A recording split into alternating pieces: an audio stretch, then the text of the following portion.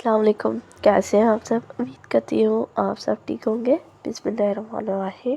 Novel name जन्नत के पत्ते, राइटर नेम निम्र अहमद। किस नंबर 9। प्लीज़ आप 1 के सब्सक्राइब का टारगेट कंप्लीट कर दीजिए and please like share subscribe कीजिए। हमें आपकी सपोर्ट की बहुत ज़्यादा ज़रूरत है। आप सपोर्ट करें ताकि हम आपके लिए अच्छे से अच्छे नावल की वॉइस कर सकें। Thank you so much. हस्पताल का वो कॉरिडोर सर्द और वीरान था। संगे मरमर का फर्श किसी मुर्दे की तरह सफ़ेद था। सफ़ेद बेजान ठंडा। वो बिल्कुल सीधी बैठी थी, साख चामद सीध में किसी गैर मरी नुक्ते पर निगाहें मरकज़ कैसे इसकी आंखों से आंसू टूट टूट कर गिर रहे थे। जब से डीजे ऑपरेशन थिएटर में थी वो यूं ही इधर बैठी थी। ऑन ड्यूटी डॉक्टर ने कुछ बताया था कि खदीजा के ब्रेन में बैरी एनेरिज्म थी, एक फूली हुई एनेरिज्म जो फूट गई थी। सब अर्कनाइड हेमरेज। डॉक्टर ने कहा था कि बैरी एनेरिज्म फटने वाले मरीजों में से 20 से 80 से 90% की मौत वाक़ हो जाती है। कम से कम 10% अमीर थी और वो इसी उम्मीद को थामे बेंच पर बैठी थी। इसका जहन बिल्कुल मफलूज हो चुका था, जैसे भारी सील से सर को कुचल दिया गया हो। फिर भी इसने कहीं से हिम्मत मुजतमा करके डीजे के घर वालों को फ़ोन कर दिया था। इसके बाप भाइयों की परेशानी, माँ के आंसू, वो कुछ नहीं समझ पा रही थी। इसकी अब्बू तुर्की आने की कोशिश कर रहे हैं और इसका भाई जो फ्रांस में मुकीम था वो भी रात तक पहुंच जाएगा। बस इसकी समझ में यही बात आई थी। बार बार कोई ना कोई इसे फ़ोन करता और वो हर बात के जवाब में भीगी आवाज़ से इतना ही कह पाती, मुझे नहीं पता, डॉक्टर भाई नहीं आए। अब वो यूं ही नडाल सी बेंच पर बैठी थी। आंसू लड़ियों की सूरत आंखों से गिर रहे थे। 10% की अमीर। इसने गोद में रखे मोबाइल को देखा और कपकपाती हाथों से उठाकर पैगाम लिखने लगी। मैं टक्सम फर्स्ट एड हॉस्पिटल में हूँ। डीजे को ब्रेन हेमरेज हुआ है तो फ़ौरन आ जाओ। और जहाँ को भेज दिया। इनके दरमियान अगर कोई तलखी थी भी तो इसे याद नहीं थी। अगर याद थी तो सिर्फ़ और सिर्फ खदीजा। अजान का वक्त हुआ तो वो उठी और वज़ू करके वापस इधर आई। कोट इसने वहीं बेंच पर छोड़ दिया और अब नीली कमीज़ की आसीन गीले बाजों से नीचे कर रही थी। चेहरा, हाथ और माथे के बाल गीले थे। क्या ज़िंदगी इतनी जल्दी गुजर जाती है? इससे भी जल्दी गुजर जाती है। चंद रोज़ कबल की 2 लड़कियों की गुफ्तगू इसे याद आई थी। वो सलाम फेर कर तहश्शुद की हालत में बैठी थी। इसका चेहरा मुकम्मल तौर पर भीगा हुआ था और ये वज़ू का पानी नहीं था। वो दोनों हथेलियाँ मिलाई इन्हें डबडबाती आंखों से देख रही थी। मेरे अल्लाह, वो बेआवाज़ रो रही थी। आपको पता है, डीजे मेरी बेस्ट फ्रेंड है, सबसे अच्छी दोस्त। ज़ारा, इरम, इन सबसे अच्छी दोस्त। इसे हमसे मत छीने। इसकी माँ बाप और वो बूढ़े हैं, वो मर जाएंगे। आप हमें ऐसे मत आजमाएं। आप हमें डीजे वापस कर दें। मेरी 10% की उम्मीद को हार माने मत दें। वो हथेलियों पे चेहरा झुकाए हौले हौले लर्ज रही थी। शिफॉन का नीला दुपट्टा सर से फिसल कर गर्दन की पुश्त तक जा गिरा था। मैं बहुत अकेली हूँ। मेरे पास अभी कोई नहीं है सिवाय आपके। मेरे पास बचाने के लिए कोई घंटी नहीं है, खड़खड़ाने के लिए कोई दरवाज़ा नहीं है, हिलाने के लिए कोई जंजीर नहीं है। मेरी पहली उम्मीद भी आप है, आखिरी भी आप है। अगर आपने मेरी मदद ना की तो कोई भी मेरी मदद नहीं कर सकेगा। अगर आपने छीन लिया तो कोई दे नहीं सकेगा और अगर आप दे दें तो कोई रोक नहीं सकेगा। आप हमें डीजे की ज़िंदगी वापस लौटा दें। आप डीजे को ठीक कर दें। इसके दिल पर गिरता हर आंसू अंदर ही दाग लगा रहा था। जलता सुलगता हुआ दिमाग, इसका दिल हर पल ज़ख्मी होता जा रहा था। अल्लाह ताला, मेरे पास कोई नहीं है जिससे मांग सकूँ और आपके अलावा कोई नहीं है जो मुझे कुछ दे सके। मेरी एक दुआ मान ले। मैं ज़िंदगी भर कुछ नहीं मांगूंगी, कोई ख्वाहिश नहीं करूँगी। आप हमें डीजे की ज़िंदगी वापस लौटा दें। मैं हर वो काम करूँगी जो आपको राज़ी करे और राज़ी रखे। मैं आपको कभी नाराज़ नहीं करूँगी।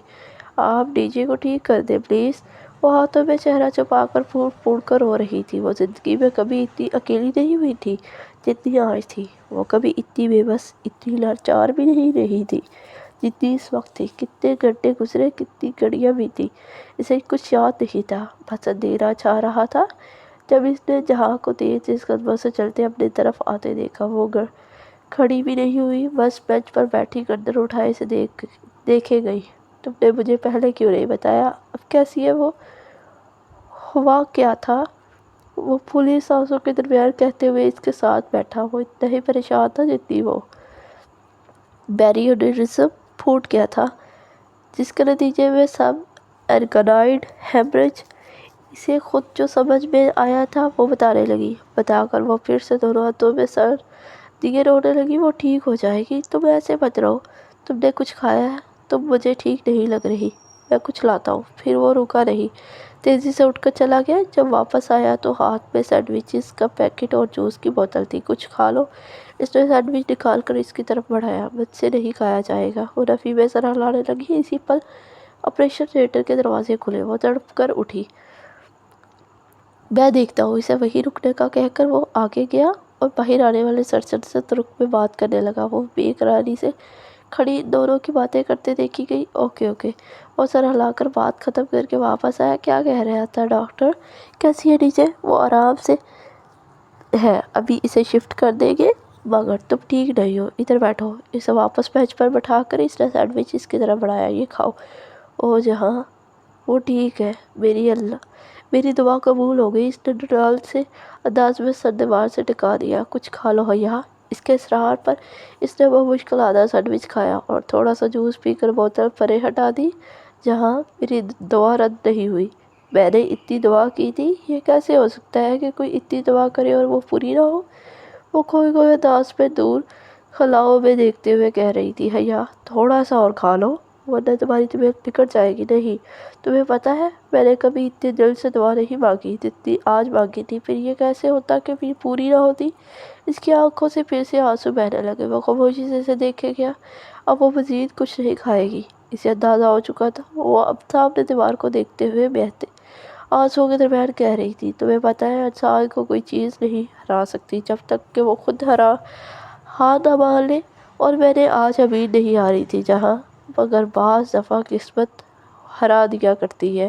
وہ بہت دھیرے سے بولا تو وہ چونکی۔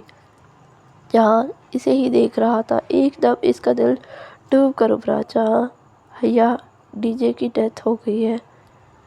کوریڈور کا سناٹا یکدم سے ٹوٹا۔ پیچھے کہیں کسی اسٹریچر کے پہیوں کے چلنے کی آوازیں آئی تھیں۔ وہ بنا پلک جھپکائے جہاں کو دیکھ رہی تھی۔ ہاتھ میں پکڑی ٹوٹی اینک پر اس کی گرفت سخت ہو گئی تھی۔ پسینے میں بھیگی ہتھیلی سے اینک کے شیشوں پر دھند چھاتی جا رہی تھی، ٹھنڈی گیلی دھند۔ میری فرینڈز مجھے ڈی جے کہتی ہیں، لیکن چونک آپ میری فرینڈ نہیں ہیں، اس لیے مجھے خدیجہ ہی کہیں۔ شام کی دھندلی سی چادر نے پورے استنبول کو اپنی لپٹ میں لے رکھا تھا۔ دوپہر میں خوب بارش ہوئی تھی اور آسمان کھل کر برسا تھا کہ لگتا تھا ساری دنیا بہہ جائے گی، سب ڈوب جائے گا۔ وہ تب سے اسی طرح پھپھو کے لاؤنج میں صوفے پر پاؤں اوپر کر کے بیٹھی، گھٹنوں پر سر رکھے روئے جا رہی تھی۔ یہ ہی سامان گم جائے، ہم نے ہینڈ کیری میں اتنا بوجھ نہیں اٹھانا۔ اس کی آنکھوں کے سامنے ڈی جے کا آخری چہرہ جیسے ثبت ہو گیا تھا۔ وہ منظر یوں ہر جگہ چھایا تھا کہ کچھ نظر ہی نہیں آ رہا تھا۔ بے جان چہرہ جیسے سارا خون چڑھ گیا ہو، بند آنکھیں اسٹریچر پر ڈالا ہے، بے حس و حرکت موجود۔ وہ اس منظر میں مکین ہو گئی تھی۔ ایویں برف نہ پڑے، خود تو برف باری دیکھ دیکھ کر اکتا چکے ہیں، ہمیں تو دیکھنے دیں۔ اسی رات نیچے کا بھائی پہنچ گیا تھا اور 2 دن تک کلیئرنس مل گئی تھی۔ آج دوپہر وہ اس کی میت لے کر پاکستان روانہ ہو گئے تھے۔ تب اسے جہاں اور پھپھو اپنے ساتھ لے آئے تھے۔ وہ اس وقت سے یوں ہی بیٹھی تھی، نہ کھاتی تھی نہ کوئی بات کرتی تھی، بس روئے جا رہی تھی۔ اس کا غم بہت بڑا تھا۔ سامنے والے کمرے میں بڑے ہینڈسم سے لڑکے رہتے ہیں، میں نے انہیں کمرے میں جاتے دیکھا ہے سارا دن میں۔ اگر اس نے کوئی بات کی بھی تھی تو یہ کہ مجھے پاکستان جانا ہے، میری سیٹ بک کروا دے، میں نے ادھر نہیں رہنا۔ کچن میں پھپھو اور جہاں کھڑے یہی بات کر رہے تھے، ان کی دبی دبی آواز میں اس تک پہنچ رہی تھی، مگر وہ نہیں سن رہی تھی۔ اس کی دلچسپی ہر شے سے ختم ہو گئی تھی۔ مگر میں کیسے جا سکتا ہوں اس کے ساتھ؟ وہ اکیلی کیسے جا سکتی ہے؟ اس کل سے بخار ہے، حالت دیکھی ہے تم نے اس کی؟ میں اسے اکیلا بھیجوں تو اپنے بھائی کو کیا منہ دکھاؤں گی؟ مگر ممی، آپ کا ابا کا پتہ نا، انہیں علم ہوا تو انہیں یہ بتائیں گے کہ تم انقرہ تک گئے ہو۔ مگر ممی، میرا جانا ضروری تو جہاز قدر جو میں نے کہا وہ تم نے سن لیا۔ تم کل صبح کی فلائٹ سے حیا کے ساتھ جا رہے ہو۔ وہ اسی طرح گھٹنوں میں سر دیے رو رہی تھی اور ارد گرد کیا ہو رہا تھا اسے نہیں پتا تھا۔ اس کا دل ایسے بری طرح ٹوٹا تھا کہ ہر شے سے دلچسپی ختم ہو چکی تھی۔ پارک ٹاورز ایشیا کا سب سے بڑا شاپنگ مال ہے، اس نے کون سا جا کر چیک کر لینا ہے۔ تھوڑا سا شو مارنے میں حرج ہی کیا ہے؟ جب اوپر آ کر یہ بتایا کہ جہاں اس کے ساتھ جائے گا چاہے جتنے دن بھی لگے، تو بھی اس نے کوئی جواب نہیں دیا تھا۔ اسے فی الحال جہاز قدر سے کوئی سروکار نہ تھا۔ ویسے تمہاری پھپھو کا کوئی خیر سے بیٹا ہے؟ تمہاری چمک دمک دیکھ کر یہ خیال آیا۔ ہر چیز جیسے سلو موشن میں ہو رہی تھی، آوازیں بند ہو گئی تھی، صرف حرکات دکھائی دے رہی تھی۔ وہ اتاترک ایئرپورٹ پر چھوٹے چھوٹے قدم اٹھاتی چل رہی تھی۔ اس کے ساتھ کوئی اور بھی چل رہا تھا، مگر وہ اسے نہیں دیکھ رہی تھی۔ رہنے دو یا مجھے ابھی ورلڈ کپ کا غم نہیں بھولا۔ جہاز دھیرے دھیرے بحر پرواز تھا۔ کھڑکی کے پار مرمر کا سمندر پہ بادل تیرتے دکھائی دے رہے تھے، نرم روئی کے گالوں کی طرح سرمئی بادل۔ ان میں اتنا پانی لدا تھا جتنا اس کی آنکھوں میں تھا، یا شاید اس کے آنسو زیادہ تھے۔ اتنے ہینڈسم لڑکوں کی بہن بننے پر کم از کم میں تیار نہیں ہوں۔ یہ بھائی چارہ تمہیں ہی مبارک ہو۔ اس نے خود کو ایئرپورٹ پہ ابا کے سینے سے لگتے بے تحاشا روتے ہوئے محسوس کیا۔ وہ اس کا سر تھپکتے ہوئے کچھ کہہ رہے تھے، کچھ ایسا کہ بس اب وہ ان کے پاس رہے گی، اب وہ اس کو واپس نہیں بھیجیں گے۔ چیزیں وقتی ہوتی ہیں تو ٹوٹ جاتی ہیں، بکھر جاتی ہیں، رویے دائمی ہوتے ہیں صدیوں کے لیے۔ اپنا اثر چھوڑ جاتے ہیں۔ انسان کو کوئی چیز نہیں ہرا سکتی جب تک کہ وہ خود ہار نہ مان لے۔ اور تم نے آج ایک ٹوٹے ہوئے جنجر بریڈ ہاؤس سے ہار مان لی۔ وہ امن کے ساتھ ڈی جے کے گھر میں تھی۔ وہاں ہر طرف قہرم مچا تھا۔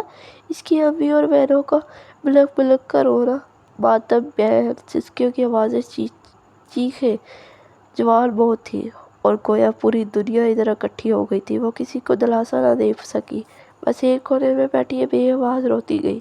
اچھا پھر سوچ لو، وہ اب بھی شادی شدہ ہے۔ نماز جنازہ پچھلے روز ہی ادا کی جا چکی تھی، مگر غم ابھی بھی پرانا نہیں ہوا تھا۔ خدیجہ کی بہنیں اس سے اس کے بارے میں پوچھتی تھی، مگر وہ کسی کو کچھ بتا نہیں پا رہی تھی۔ ساری باتیں ختم ہو گئی تھی۔ دنیا برف کا ڈھیر بن گئی تھی، مرمرا کے سمندر پہ تیرتی برف کا ڈھیر۔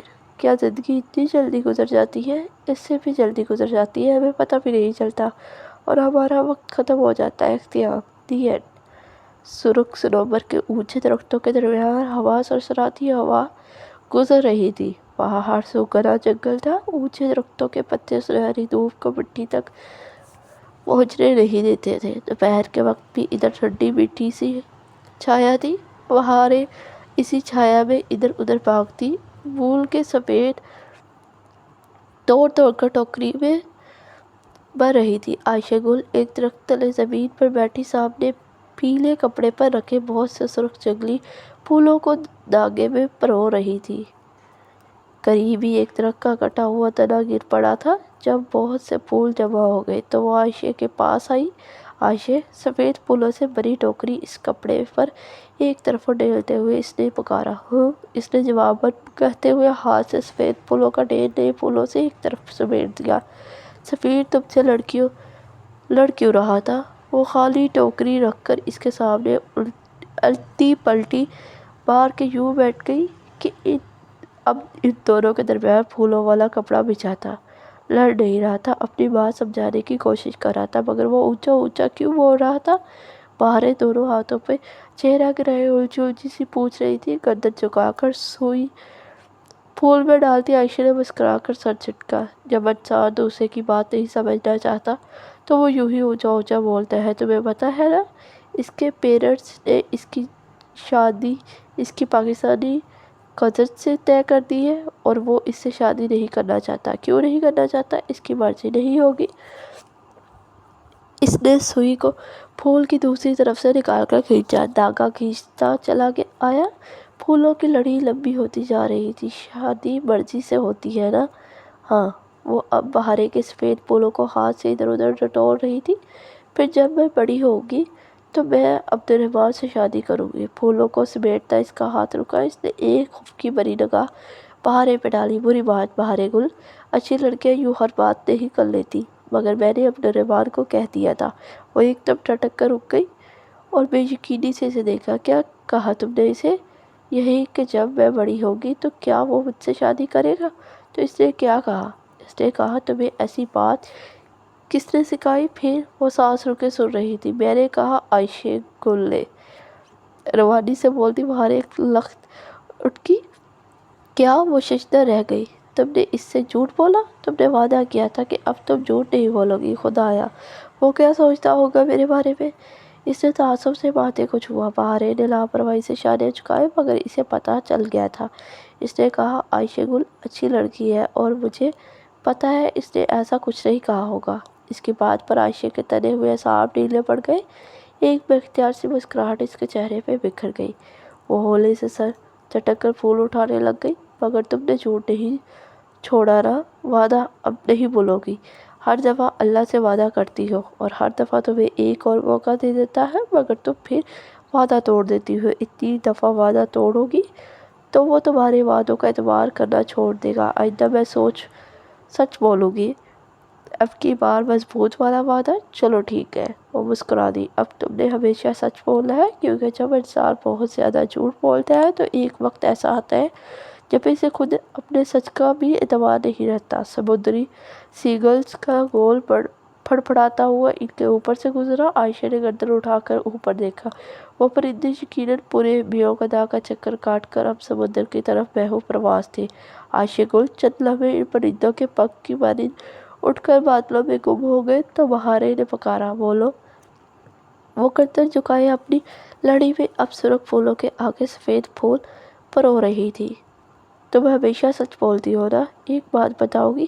بہارے ذرا ڈرتے ڈرتے کہہ رہی تھی۔ پوچھو۔ عبداللہ کی بہن کسی کو کہہ رہی تھی کہ بیوقدا کی پولیس بہت بری ہے۔ وہ عبد الرحمن پاشا کو کچھ نہیں کہتی؟ اور یہ کہ وہ خود جزیرے کا سب سے برا آدمی ہے؟ وہ رک رک کر تذبذب سے پوچھ رہی تھی۔ عائشہ سانس روکے اسے دیکھ رہی تھی۔ بہارے خاموش ہوئی تو اس نے ذرا خفگی سے سر جھٹکا۔ نہیں، وہ بہت اچھا آدمی ہے۔ عبداللہ کی بہن کو کیا پتہ؟ اور تم نے کسی سے جا کر عبد الرحمن کے بارے میں کوئی بات نہیں کرنی۔ تمہیں اپنا وعدہ یاد ہے نا؟ بہارے نے گردن اس بات میں ہلا دی۔ مجھے یاد ہے۔ عائشہ دھاگا دھات سے توڑ کر لڑی کے دونوں سروں کے آپس میں گرہ لگانے لگی۔ چہرے پر واضح اداسی بکھری تھی۔ وہ دوپہر میں خدیجہ کے گھر سے واپس آئی تھی۔ کچھ دیر کمرے میں لیٹی رہی۔ سر درد سے پھٹا جا رہا تھا، بخار بھی ہو رہا تھا اور نیند تھی کہ آ ہی نہیں رہی تھی۔ بند کمرے میں گھٹن ہونے لگی تو وہ گھبرا کر اٹھی اور کھڑکیوں کے پردے دونوں ہاتھوں سے ہٹائے۔ سامنے لان میں کرسیوں پہ ابا اور اماں کے ساتھ آیا فرقان اور صائمہ تائی چائے پیتے نظر آ رہے تھے۔ میز پر اسنیکس اور دیگر لوازمات رکھے تھے اور وہ لوگ باتوں میں مگن تھے۔ صائمہ تائی بہت سلیقے سے سر پر دوپٹہ چپائے فاطمہ کی طرف چہرہ کیے کچھ کہہ رہی تھی۔ فاطمہ تایا فرقان کے سامنے سر پر دوپٹہ لے لیتی تھی جو پیچھے کینچے تک ڈھلک جاتا تھا۔ ان کی آنکھیں حیا جیسی تھیں اور لوگ کہتے تھے کہ 20 سال بعد حیا ایسی ہی ہوگی، اور اب وہ سوچتی تھی کہ پتہ نہیں 20 سال بعد وہ ہوگی بھی یا نہیں۔ وہ شاول لے کر سادہ ٹراؤزر میں ٹکنوں کو چھوتی سفید لمبی قمیص پہنے ہم رنگ دوپٹہ سر پر لیے باہر آئی۔ پہلے عصر کی نماز پڑھی کہ نمازیں ان 3 دنوں میں وہ قریباً ساری پڑھ رہی تھی۔ خدیجہ کے لیے بہت ڈھیر ساری دعائیں کر کے وہ اٹھی اور پھر دوپٹہ شانوں پر پھیلائے بالوں کو کھلا چھوڑے کچن کی طرف آ گئی۔ فاطمہ فریج سے کچھ نکال رہی تھی۔ اسے آتے دیکھا تو فریج کا دروازہ بند کر کے مسکراتی ہوئی اس کی طرف آئی۔ شانے تک آتے بالوں کو کیچر میں باندھے وہ عام حلیے میں بھی بہت جاذب نظر لگتی تھی۔ میرا بیٹا اٹھ گیا۔ انہوں نے اسے گلے سے لگایا، پھر ماتھا چوما۔ جی، وہ مسکرانا چاہتی تھی مگر آنکھیں بھیگ گئیں۔ بس صبر کر لو، صبر کرو، اللہ کی چیز تھی، اللہ نے لے لی۔ صبر اتنا آسان ہوتا ہے تو کوئی دوسرے کو کرنے کو نہ کہتا اماں، ہر شخص خود ہی کر لیتا، مگر میں کوشش کروں گی۔ گڈ، اچھا بھائی آ جاؤ، تایا تائی ملنے آئے ہیں مجھ سے؟ ہاں، اور جہاں سے بھی۔ او ہاں، کدھر ہے وہ؟ اسے یاد آیا کہ وہ بھی ساتھ آیا تھا۔ بس کھانا کھا کر سو گیا تھا، ظاہر ہے تھکا ہوا تھا۔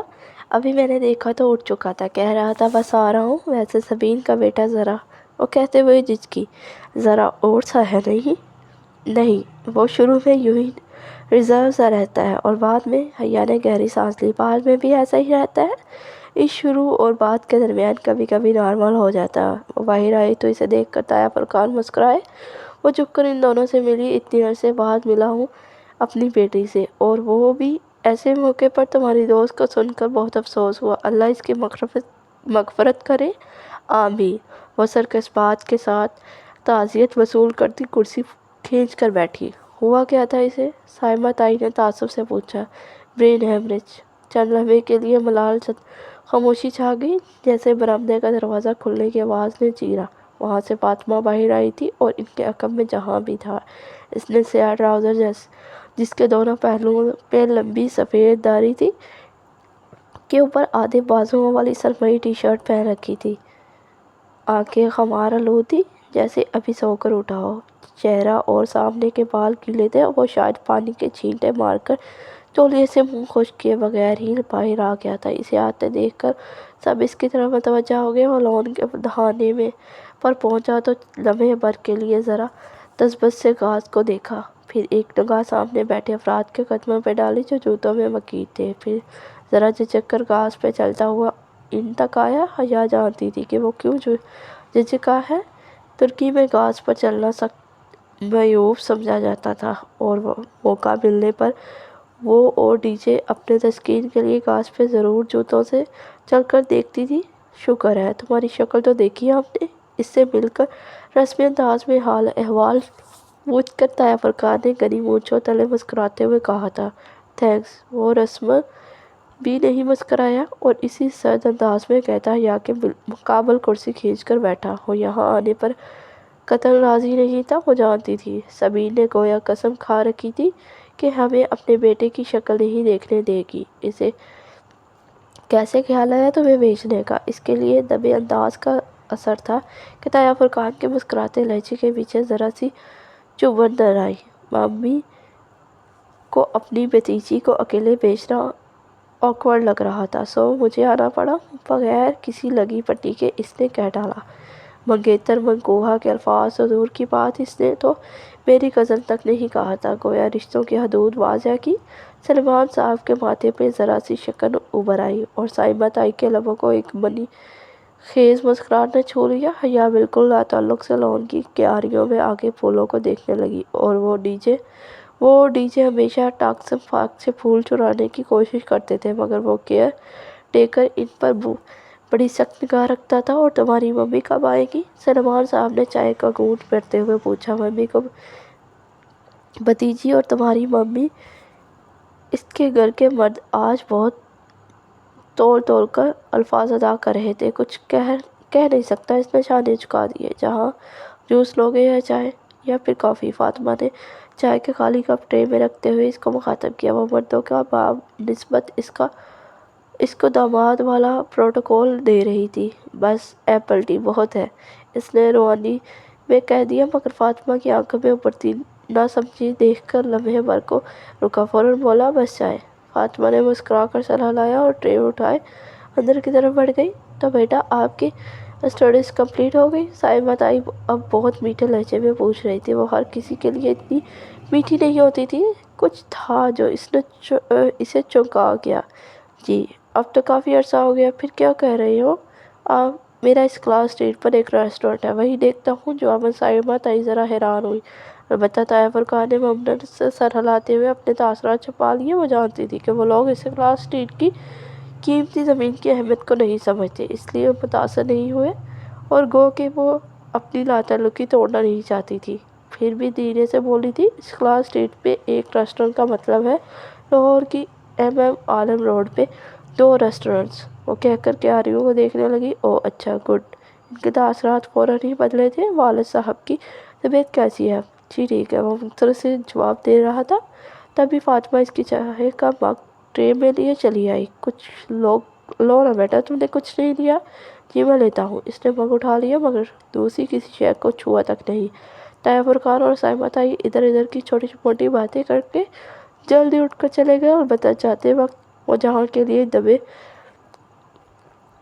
دیے جانے والے آج رات کے ڈنر پہ سب کو مدعو کر کے گئے تھے۔ تمہاری چھٹی کب تک ہے پھر؟ ان کے جانے کے بعد سلمان صاحب جہاں سے پوچھنے لگے۔ بس یہی 4 دن۔ پھر تم اپنی فلائٹ بک کروانا تو حیا کی مت کروانا، وہ واپس نہیں جائے گی۔ حیا نے چونک کر ابا کو دیکھا۔ اوکے۔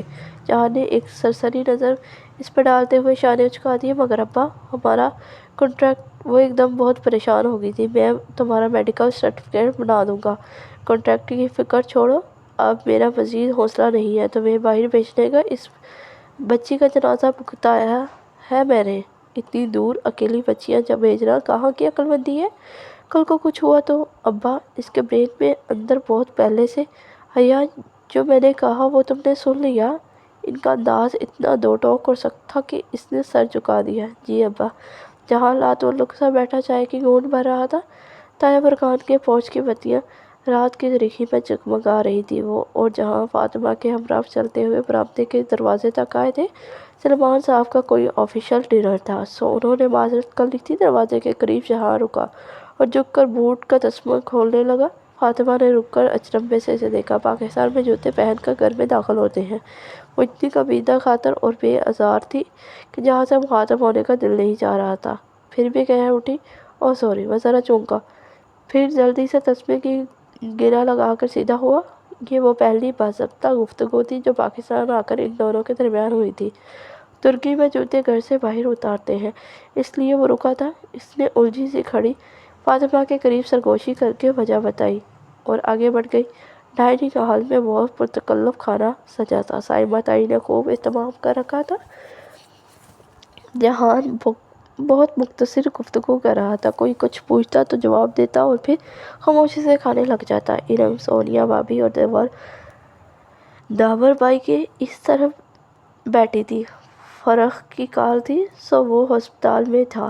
ارم حیا سے ذرا رکھائی سے ملی۔ اس کا کچا اور خاموش سا انداز حیا کو ساری وجہ سمجھ آ گیا۔ اس رات وہ یقیناً پکڑی گئی تھی، مگر حیا نے اسے نہیں بچایا تھا، سو تایا کے سامنے اس کا پول کھل گیا۔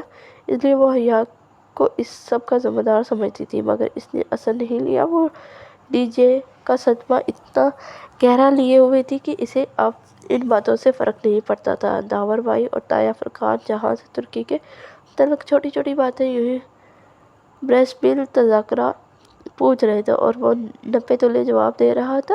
کبھی ترکی آئے تو تمہاری طرف ضرور آئیں گے، داور بھائی نے سونیا کی طرف اشارہ کرتے ہوئے کہا۔ سونیا مسکرائی۔ تائی نے فوراً داور بھائی کو دیکھا۔ میرا مطلب ہے ہم سب۔ داور بھائی نے جلدی سے تصحیح کی۔ سونیا نے سر جھکا دیا۔ شیور۔ جہاں نے شانے اچکا دیے۔ جیسے آپ آئیں یا نہیں مجھے فرق نہیں پڑتا۔ آگے کا کیا ارادہ ہے تمہارا؟ کھانا درمیان میں تھا جب طاہر فرقان نے بہت سرسری سے انداز میں کہتے کہ ہوئے گویا پہلا پتا پھینکا۔ حیا نے ذرا چونک کر انہیں دیکھا اور پھر فاطمہ کو، جو حیا کی طرف ہی چونکی تھی۔ جو بات ان 2 ماہ میں وہ خود اور اتنے عرصے سے اس کے ماں باپ سمیر پھوپھو یا جہان سے نہیں پوچھ سکے تھے، وہ طاہر فرقان نے بڑے آرام سے پوچھ لی تھی۔ کچھ سرمایہ جمع ہوا تو جواہر مال میں ایک ریسٹورانٹ کھول لوں گا۔ چمچے اور کانٹے سے چاول پلیٹ سے اٹھاتے ہوئے اس نے جواب دیا تھا۔ تم داور سے سال بھر ہی چھوٹے ہو نا؟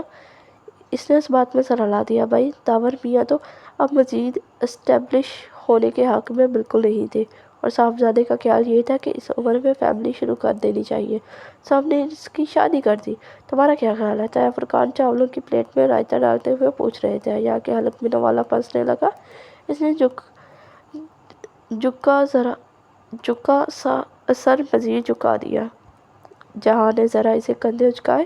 داور کے پاس اس کے والد کا اسٹیبلشڈ بزنس تھا، سو وہ اس پوائنٹ پر شادی افورڈ کر سکتا تھا۔ اس نے سلاد کی پلیٹ سے کھیرے کا ایک ٹکڑا اپنی پلیٹ میں رکھتے ہوئے بے پرواہی سے جواب دیا۔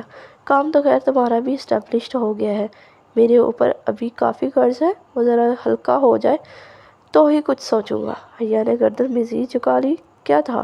اگر وہ اپنی لینڈ لیڈی کے قرضے کا ذکر نہ کرتا، کچھ برم تو رہنے دیتا۔ یہ بھی ٹھیک ہے، انسان اس وقت ہی شادی کرے جب وہ اس ذمہ داری کو نبھا سکے۔ ذمہ داری نبھانا بھی مشکل کام ہوتا ہے۔ ہاں، اگر والدین ساتھ دیں تو یہ مشکل آسان ہو سکتی ہے، مگر یہاں پاکستان میں تو اب اکثر شادیوں پر والدین ناخوش ہوتے ہیں کیونکہ آج کل کے بچے ان کی پسند کو اہمیت نہیں دیتے اور اپنی مرضی کرتے ہوئے ان کے طے کردہ رشتوں کو ریجیکٹ کر دیتے ہیں۔ یہ تو میرے بچے ہیں کہ جو ماں باپ نے کہا اس پہ راضی ہو گئے، ورنہ تو انہوں نے معاشرے پر ایک تبصرہ کرتے ہوئے تعصب سے سر جھٹکا۔ سونیا بھابی نے بے چینی سے پہلو بدلا۔ فاطمہ کی پیشانی پہ ناگواری سی شکلیں ابھر آئی تھیں، مگر وہ کچھ کہہ نہ سکی تھی۔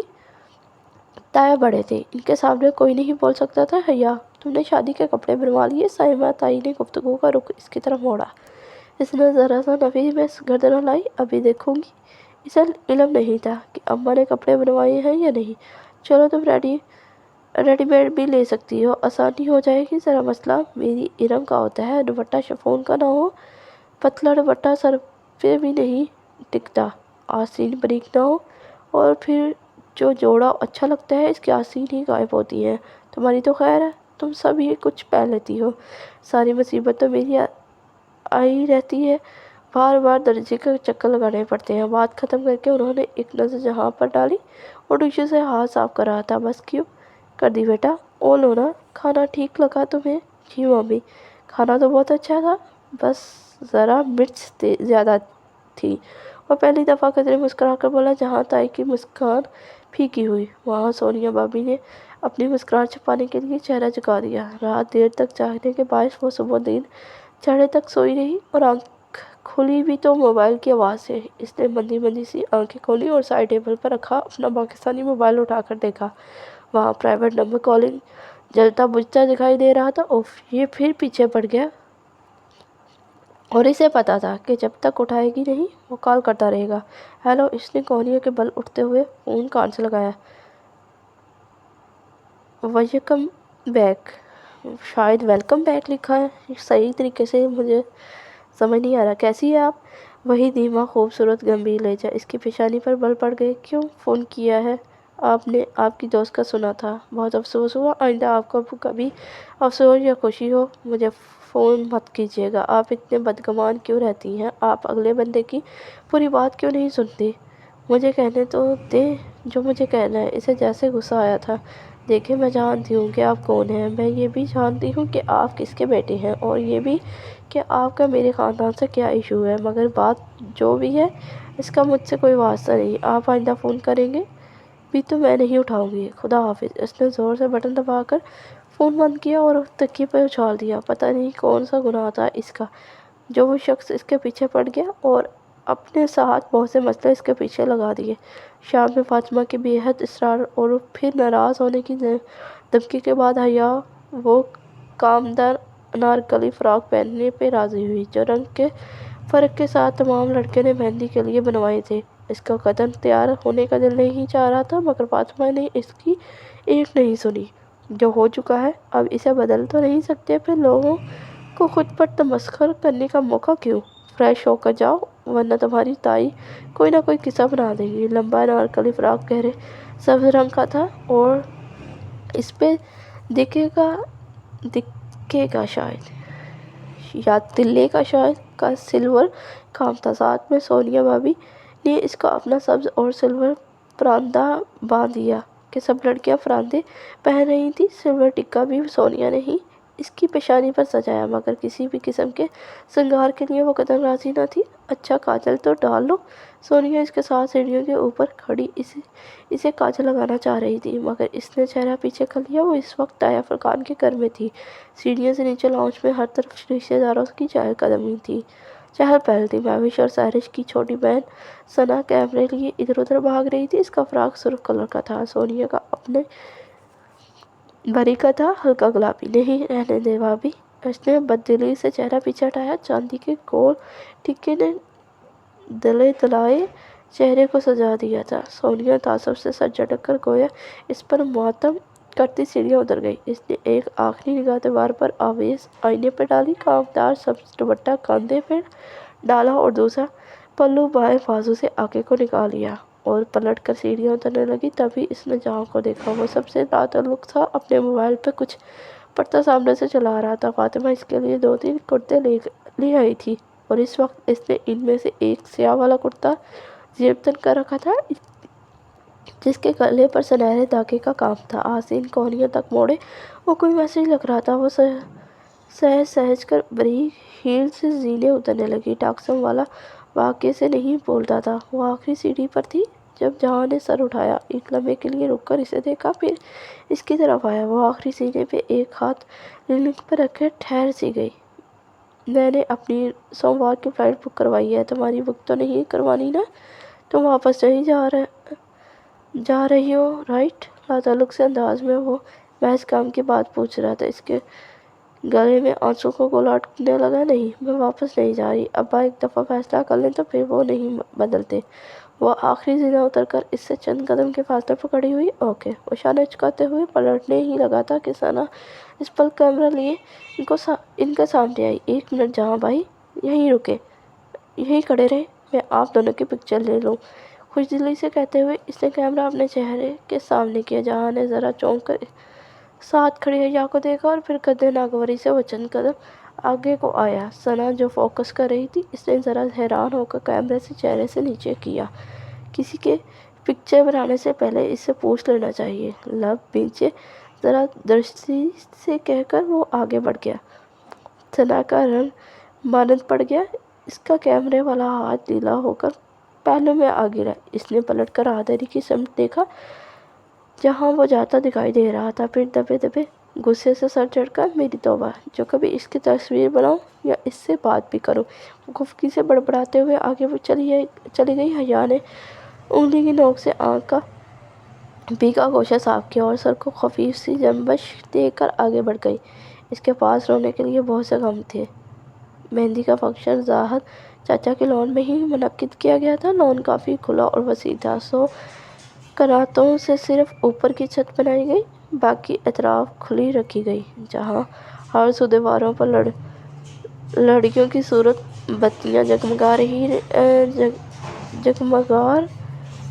رہی تھی۔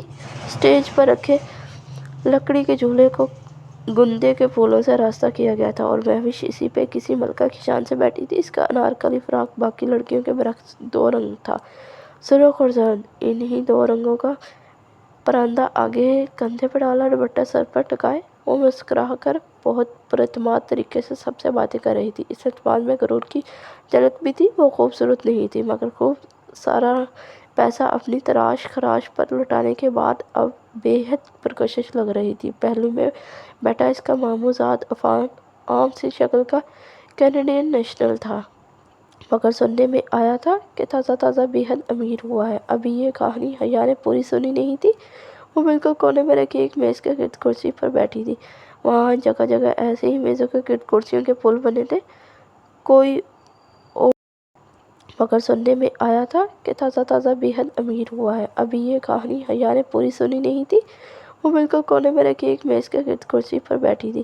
وہاں جگہ جگہ ایسے ہی میزوں کے گرد کرسیوں کے پل بنے تھے، کوئی اور وقت ہوتا تو وہ بھی اپنے سبز فراق میں ادھر ادھر خوش باش پھر رہی ہوتی، مگر آج وہ اندر سے اتنی بیزار اور اداس تھی کہ وہیں بیٹھی سب کو خالی نگاہوں سے دیکھے گئی۔ ہر طرف لڑکیاں لڑکے آ جا رہے تھے۔ ثنا اپنی کیمرہ اٹھائے ماتھے پہ جھولتا ٹیکا سنبھالتی ادھر ادھر اٹھلاتی تصویریں کھینچتی پھر رہی تھی۔ اسٹیج پہ سائمہ تائی جھک کر مہوش کو مہندی لگا کر اب مٹھائی کھلا رہی تھی۔ ارم بیہ وہی تھی۔ اس کا انارکلی فراق حقہ فروزی تھا اور کبھی وہ دوپٹہ گردن میں ڈال لیتی تو کبھی سر پر کر لیتی کہ خواتین اور مردوں کا ایک ہی جگہ انتظام تھا اور سایہ فرقان بھی آس پاس ہی تھے۔ زاہد چاچا روشن خیال تھے تو مہوش کے ماموں کا خاندان بھی آزاد خیال تھا۔ سو مہندی کا فنکشن مشترکہ رکھا گیا تھا، البتہ ان کے خاندان کے لڑکے اور مرد ذرا الگ تھلگ چند میزوں پر جمع تھے تاکہ برائے نام ہی سہی مگر پارٹیشن ہو جائے۔ طاہر فرقان اور سلمان صاحب سب وہیں تھے۔ وہ اسی طرح سے بیٹھی पुरअंदा आगे को डाले गैर दिलचस्पी से सब कुछ देख रही थी। इसने एक सरसरी सी निगाह में गिरदोपेश का जायजा लेकर जहाँ को ढूंढना चाहा था और वो इसे नजर आ भी गया था। दूर मर्दों की तरफ ताइफर खान और सलमान साहब के साथ कर कुर्सी पर टांग जमाए हुए आसीन आदतन कोहनियों तक मुड़े वो खलसन तल्लुक सा बैठा था। यकीन वो जी भर कर बोर हो रहा था। वो तलखी से सर झटक कर वापस स्टेज को देखने लगी जहाँ अब फातिमा महविश को मिठाई खिला रही थी। साया ही इसकी जुड़वा बहन सहरिश बैठी मुस्कुरा कर कैमरे को देखती तस्वीर बना रही थी। इसका अनारकली फ्रॉक पिस्ती रंग का था। दोनों बहनों की शक्ल और सूरत समेत सब मुख्तलिफ था, मगर बदले बदले ये मगरूर अंदाज यकसा था। सना चौंका छोटी थी, चूँकि छोटी थी या फितरतन मुख्तलिफ थी, सो इसने यह असर कबूल नहीं किया था। हया इधर बैठी हो। इरम अपना फिरोजी का कामदार दुपट्टा सर पे ठीक से जमाते हुए इसके साथ कुर्सी पे आ बैठी। कल की बनिस्बत इसका रवैया कदे दोस्ताना था। हाँ तुम सुनाओ, थक गई हो? वो भी जवाब नरमी से बोली। हाँ बस थोड़ी बहुत। अच्छा, वो लहजा ज़रा सरसरी बना कर वो बोली। फ़ोन फारूक होगा तुम्हारा? मुझे ज़रा फ़िज़ा को कॉल करनी थी, कुछ नोट्स का कहना था। मेरा फ़ोन ख़राब है आजकल। हया ने गहरी सांस अंदर को खींच कर खारिज की तो इरम से इसका फ़ोन भी ले लिया गया था। हाँ फ़ोन फार्ग है, जब चाहे ले लो, मगर क्रेडिट ख़त्म है। जब से आई हूँ डलवाया ही नहीं है। दोपहर से ज़फ़र को ढूंढ रही थी कि वो मिले तो इसको भेज कर कार्ड मंगवाऊँ। गो कि ये सच नहीं था और क्रेडिट इसने सुबह ही डलवाया था, मगर वो इरम को फ़ोन नहीं देना चाहती थी। अच्छा, इरम के चेहरे पर वाज़ह मायूसी फैली थी। अम्मा माँ का फ़ोन फारग होगा, ले आओ। वो उठने लगी तो इसकी तवक्का के ऐन मुताबिक इरम ने जल्दी से इसका हाथ पकड़ कर रोक दिया। रहने दो, मैं बाद में अब्बा से ले लूँगी। मेरा फ़ोन ज़रा रिपेयरिंग के लिए ना गया होता तो खैर। तुम सुनाओ, तुर्की में सब ठीक था? वो बात का रुख पलट गई। बस वहाँ की तो अब दुनिया ही बदल गई है, मगर इसे छोड़ो। ये बताओ, महविश सहरिश की अंदाज इतने बदले बदले क्यों लग रहे हैं? इसने फरांदे को हाथ से पीछे कमर पर डालते हुए हैरत का इजहार कर ही दिया। आखिर दोनों कज़न्स थी और कभी बहुत अच्छी दोस्तें भी हुआ करती थी। दिमाग ख़राब हो गया है इन दोनों का, इरम सरगोशी में कहते हुए ज़रा करीब खिसक आई। ये जो अफान साहब है ना, जिनको मैं अपना ड्राइवर भी ना रखूं, उन्होंने कनाडा में किसी रियलिटी टीवी शो में हिस्सा लेकर $1.5 मिलियन जीते हैं और इन सब की टूर ही बदल गई है। सुना है दोनों हनीमून पर यूरोप के टूर पे जा रहे हैं। इरम के लहजे में ना हसद था ना रश्क, बस वो उकताई हुई लग रही थी। तब भी मैं कहूँ, इसने ताजिया सर झटका। इरम कुछ देर मजीद बैठी, फिर उठकर चली गई। हया को अगर किसी ने स्टेज की तरफ बुलाया भी तो वो नहीं गई और इसरार भी किसी ने नहीं किया। इसके सदमे से सब वाकिफ़ थे, मगर इसकी दोस्त के गम में किसी ने अपना काम नहीं छोड़ा था और वो किसी से ऐसी तवक्का कर भी नहीं सकती थी। फिर भी दिल पे एक बोझ सा था। कितनी बेहिस थी ये दुनिया, कैसे लम्हों में लोग ख़त्म हो जाते हैं और यहाँ किसी का कुछ नहीं पकड़ता। सब काम तैयारी और सारी थे और एकदम से बिजली गायब हो गई, सारी बत्तियाँ गुल हो गई, हर तरफ अंधेरा और सन्नाटा छा गया। सिर्फ कैमरा मैन के कैमरों की फ्लैश लाइट्स की रोशनी रह गई। फिर मायूसी, गुस्सा, बहरी मजाम्बल सी आवाज़ें बुलंद हुई। मोबाइल की टॉर्च ऑन हुई। किसी ने भाग कर बरामदे की यूपीएस की ट्यूब लाइट चलाई तो मध्यम सफ़ेद रोशनी बरामदे में फैल गई। रज़ा, फ़रख, दावर वगैरह को इनकी माओ ने आवाज़ें दी। जनरेटर ऑटोमेटिक था, फिर क्यों नहीं चला? कोई तो जनरेटर चलाए। हर तरफ उकताहट भरी आवाज़ें सुनाई देने लगीं। लड़के भाग कर बरामदे में आए और फ़रख ने जल्दी से आगे बढ़कर जनरेटर चलाने की कोशिश की, मगर इसका इंजन मुर्दा पड़ा था। अच्छे भले फंक्शन में बदमज़गी सी हो गई। हर तरफ से बेचैनी और इसराफ बढ़ता जा रहा था। हर मेज़ पर एक टमटमाती मोबाइल की टॉर्च चमकमा रही थी। पता नहीं अब्बा नहीं जा रहा। दावर भाई ने भी 2-4 दफ़ा कोशिश की, मगर बेसुध। वो हाथ जोड़कर मायूसी से कहते हुए खड़े हुए। अब्बा और ताइफर खान भी बरामदे के दोनों के पास आन खड़े हुए थे। हया की टेबल चूँकि बरामदे से बहुत करीब थी, इसलिए वो गर्दन मोड़कर बैठी सब कुछ देख रही थी। जाओ मैकेनिक को बुला कर लाओ, یا دوسرے جنریٹر کا بندوبست کرو جلدی۔ طائفر خان برہمی سے ڈانٹتے اپنے بیٹے کو دوڑا رہے تھے، کوئی ادھر بھاگا تو کوئی ادھر، ہر طرف ایک شرمندگی اور بیزاری پھیل گئی تھی۔ وہ ایک کونی میز پر ٹکائے ٹھوڈی ہتھیلی پر رکھے گردن ترچھی کر کے برآمدے کو دیکھے گئی، جہاں مدھم سی روشنی میں رکھا جنریٹر دکھائی دے رہا تھا۔ قریبی طائفر خان اور سلیمان صاحب کھڑے قدرے متعصب سے آپس میں کچھ کہہ رہے تھے۔ دفتر وہ ذرا چونکی، اس نے جہاں کو برآمدے کو سینے چڑھتے دیکھا، طائفر خان اور ابا نے اسے نہیں دیکھا تھا۔ وہ آپس میں مصروف تھے۔ وہ خاموشی سے سینے مزید پیچھے موڑتے ہوئے آگے بڑھا اور جنریٹر کے سامنے ایک پنجے اور ایک گھٹنے کے بل بیٹھا، نچلا لب دانتوں سے دبائے۔ وہ اب گردن جھکائے جائزہ لینے لگا تھا، پھر سر اٹھایا اور متلاشی نگاہوں سے ادھر ادھر دیکھا۔ قریب